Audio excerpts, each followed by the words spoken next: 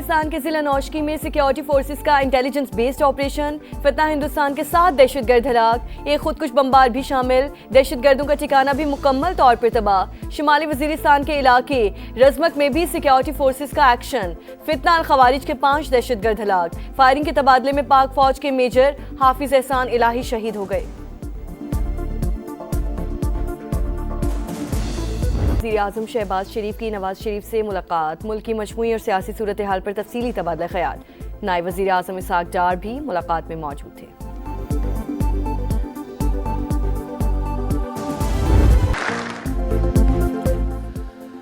پاک چین دوستی آزمودہ اور ہر چیلنج میں مضبوط، دونوں افواج خطے میں امن و استحکام اور مشترکہ مفادات کے تحفظ کے لیے پرعزم ہیں۔ فیلڈ مارشل سید عاصم منیر کا GHQ میں چین کی پیپلز لبریشن آرمی کی سالگرہ کی تقریب سے خطاب، کہا پاک فوج اور پیپلز لبریشن آرمی باہمی اعتماد، مشترکہ مفادات کے حقیقی شراکت دار ہیں۔ چینی سفیر کا دہشت گردی کے خلاف پاکستان کی قربانیوں اور کردار کا اعتراف، اسٹریٹجک شراکت داری مزید مضبوط بنانے کے عزم کا اعادہ۔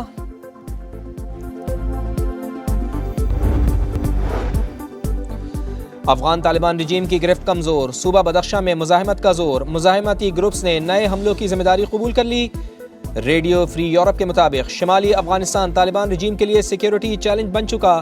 یفتل، زیبک، ارگو کشم میں طالبان کے ٹھکانوں کو نشانہ بنایا گیا۔ گوریلا کارروائیوں میں اضافے سے طالبان رجیم کے ریٹ پر سوالات اٹھنے لگے۔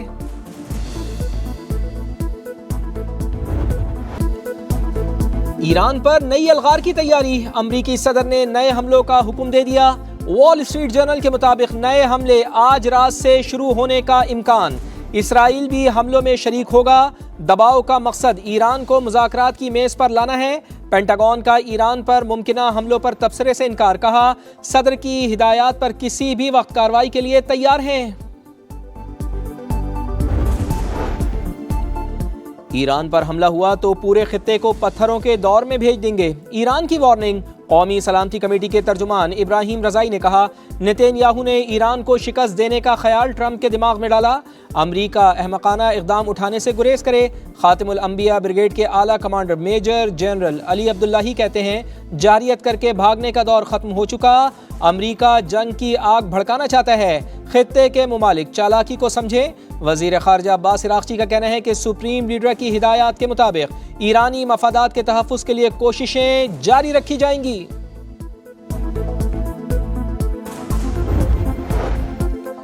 امریکہ کے خلاف جنگ میں ایران فاتح، اسپیکر باقر قالیباف کا دعویٰ، کہا کامیابی کو دستاویزی شکل دینا ہماری ذمہ داری ہے۔ سپریم لیڈر کے مشیر محسن رضائی کہتے ہیں آبنائے ہرمز خطے کے ممالک کا معاملہ، امریکہ کی موجودگی ناقابل قبول ہے، تہران خود کو واشنگٹن کے ساتھ حالت جنگ میں سمجھتا ہے۔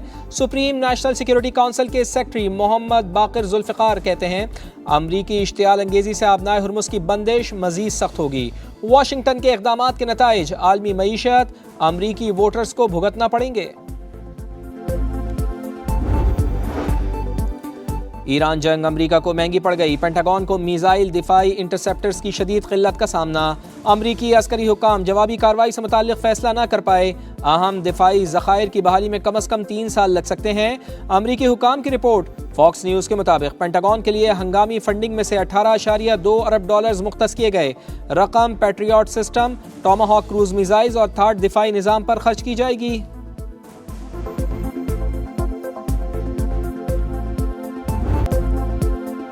آزاد کشمیر انتخابات کا دوسرا مرحلہ، مظفر آباد ڈویژن کی 9 عام نشستوں پر کل ووٹ ڈالے جائیں گے، کشمیری مہاجرین کی 12 نشستوں پر بھی پولنگ شیڈیول، پولنگ صبح 8 سے شام 5 بجے تک جاری رہے گی، 17 لاکھ سے زائد ووٹرز اپنا حق رائے دہی استعمال کریں گے، مہاجرین نشستوں کے لیے 1057 پولنگ اسٹیشنز قائم، حکام کے مطابق پولنگ کے سامان کی ترسیل ہو چکی، تیاریاں مکمل ہیں، پیپلز پارٹی، مسلم لیگ نون اور استحکام پاکستان پارٹی میں کانٹے کا مقابلہ متوقع، جنت نظیر وادی سے سب سے بڑی انتخابی کوریج صرف سما پر، دکھا رہا ہے سما، دیکھ رہا ہے پورا پاکستان۔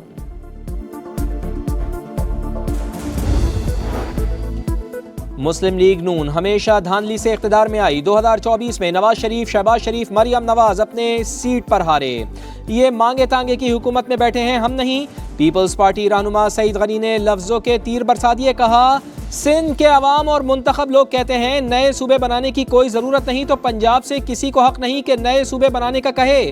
پیپلز پارٹی سندھ کے لوگوں کی نمائندگی کرتے ہوئے کہتی ہے کہ نیا صوبہ نہیں بننا چاہیے۔ پنجاب اسمبلی نے 2 نئے صوبوں کی قرارداد منظور کی، مطلب وہ نئے صوبے چاہتے ہیں۔ پنجاب کے وزراء ایک دائرے میں بند، انہیں سندھ کے متعلق کچھ نہیں پتا۔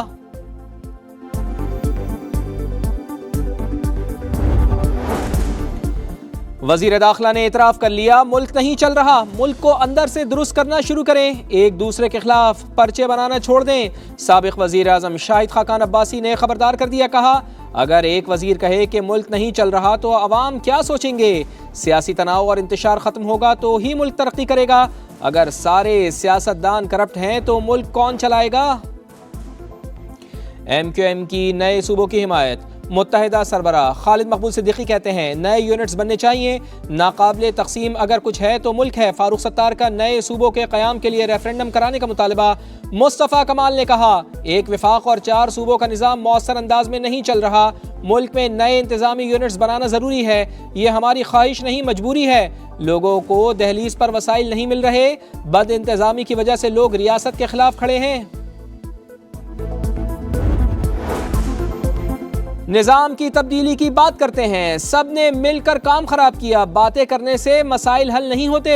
امیر جماعت اسلامی حافظ نعیم الرحمان کی گفتگو، کہا جو آئین میں موجود ہے اس پر عمل نہیں ہو رہا۔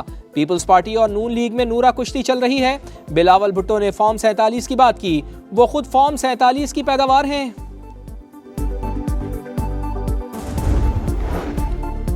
مرحوم ریٹائرڈ ملازم کی پینشن اور مراد کی حقدار بیوہ، متوفی کے بہن بھائی نہیں۔ سپریم کورٹ نے فوت شدہ ملازمین کی وراثت سے متعلق اہم فیصلہ جاری کر دیا۔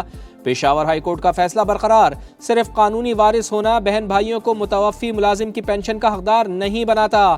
فیصلے کا متن۔ ملک بھر میں مانسون کا نیا اسپیل، 5 اگست تک بارشوں کی پیش گوئی۔ کراچی میں کہیں بادل کہیں بوندا باندی، پنجاب کے کئی شہروں میں بارش۔ فیروز والا میں سیلاب متاثرین کی مشکلات ختم ہونے کا نام ہی نہیں لے رہی۔ مرید کے میں سیلابی ریلا ایک اور معصوم جان نکل گیا، 6 برس کی فاطمہ ریلے میں بہہ گئی، 2 گھنٹے بعد لاش ملی۔ راول پنڈی کی فرینڈز کالونی میں گزشتہ روز برساتی نالے میں گرنے والے بچے کی لاش مل گئی۔ طوفانی بارشوں سے فلیش اور اربن فلڈنگ کا خطرہ، نیشنل ڈیزاسٹر مینجمنٹ اتھارٹی کی شہریوں کو وارننگ۔ ترجمان زارا حسن کہتی ہیں کلاؤڈ برس کم وقت میں زیادہ نقصان کر سکتے ہیں، شہری احتیاط کریں۔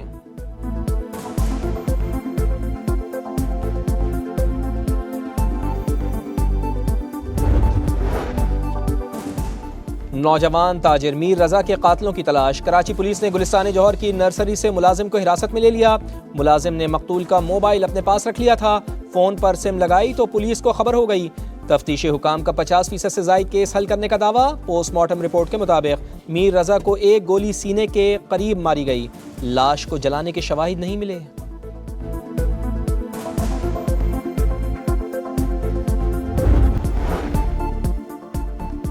روس کے یوکرین پر ایک بار پھر بڑے حملے، دارالحکومت کیف پر میزائل اور ڈرونز داغ دیے، 14 افراد ہلاک، 87 زخمی، ہلاکتوں میں اضافے کا خدشہ، کئی عمارتوں کو نقصان۔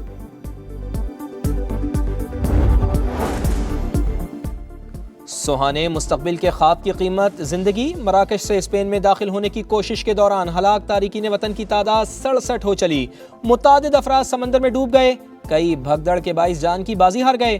مراکش سے آنے والے 58,000 افراد رضاکارانہ طور پر واپس چلے گئے۔ فرانس، پرتگال اور اسپین کے بعد یونان کے جنگل بھی جلنے لگے، سینکڑوں ایکڑ اراضی جل کر راکھ، تیز ہواؤں کے باعث آگ پر قابو پانا مشکل، حکام کا سیاحوں کو انخلاء کا حکم، 200 سے زائد سیاح محفوظ مقام پر منتقل۔